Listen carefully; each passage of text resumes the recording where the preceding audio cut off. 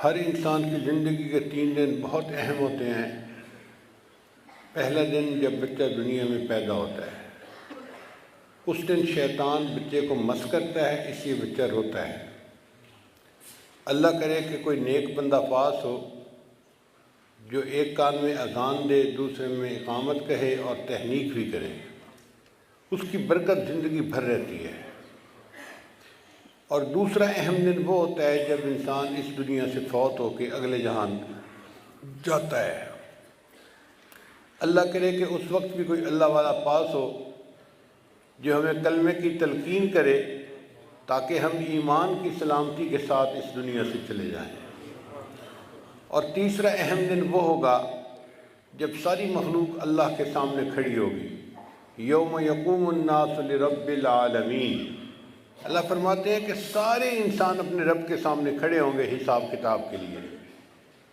اب اس آیت مبارکہ میں جس دن کا تذکرہ کیا گیا ہے نا، وہ قیامت کے دن کا ہے۔ اللہ فرماتے ہیں اس دن نہ مال کام آئے گا، نہ بیٹے کام آئیں گے، ثمرہ ہوا دل بندے کو کام آئے گا۔ مال اور بیٹوں کا تذکرہ کیوں کیا؟ کہ دنیا میں بندے کو دھوکہ لگ جاتا ہے کہ میرے سارے کام مال سے ہو جاتے ہیں۔ ہم دنیا میں سنتے ہیں، لوگ کہتے ہیں جس فائل کو روپے کا پہیہ لگا دو وہ چلنی شروع ہو جاتی ہے۔ مان لیا کچھ کام مال سے ہو جاتے ہیں، سارے کام نہیں ہوتے۔ آپ خود غور کریں، ہم مال سے اینک تو خرید سکتے ہیں، بینائی تو نہیں خرید سکتے۔ اچھے کپڑے تو خرید سکتے ہیں، خوبصورتی کو تو نہیں خرید سکتے۔ دوائی کو تو خرید سکتے ہیں، اچھی صحت کو تو نہیں خرید سکتے۔ ہم مال سے کتاب کو تو خرید سکتے ہیں، علم کو تو نہیں خرید سکتے۔ ہم مال سے کسی کی چاپلوسی کو تو خرید سکتے ہیں، کسی کے دل کی محبت کو تو نہیں خرید سکتے۔ تو مال سے تو دنیا میں بھی ہر کام نہیں ہوتا، اور آخرت میں تو مال بالکل کام نہیں آئے گا۔ اور پھر کئی مرتبہ انسان کو اپنے بیٹوں پہ بڑا بھروسہ ہوتا ہے۔ جس کے 5-7 بیٹے ہوں نا، کوئی بڑا آفیسر ہے، کوئی فوج میں ہے، کوئی سیاستدان ہے، کوئی تاجر ہے، کوئی فلاں ہے، تو وہ باپ سمجھتا ہے کہ بس کوئی بھی مسئلہ ہوا میں بیٹے کو کہہ دوں گا، میرا مسئلہ حل ہو جائے گا۔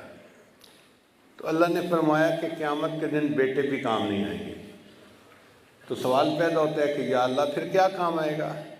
اللہ فرماتے ہیں الا من اتى اللہ بقلب سلیم۔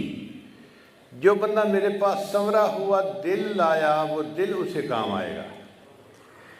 اس کا مطلب یہ کہ اللہ تعالیٰ دلوں کے بیوپاری ہیں، بندے سے دل چاہتے ہیں۔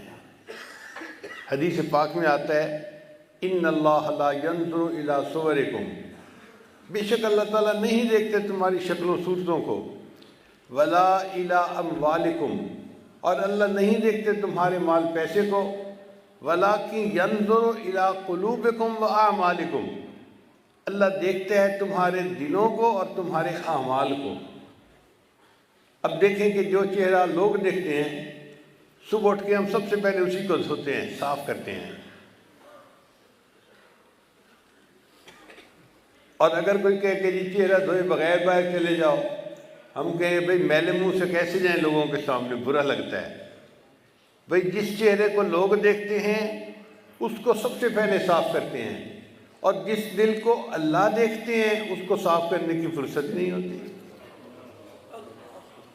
چنانچہ آپ ایک عورت کو دیکھیں گے، وہ کم از کم 1 سے 2 گھنٹے روزانہ اپنے گھر میں صفائی میں لگاتی ہے۔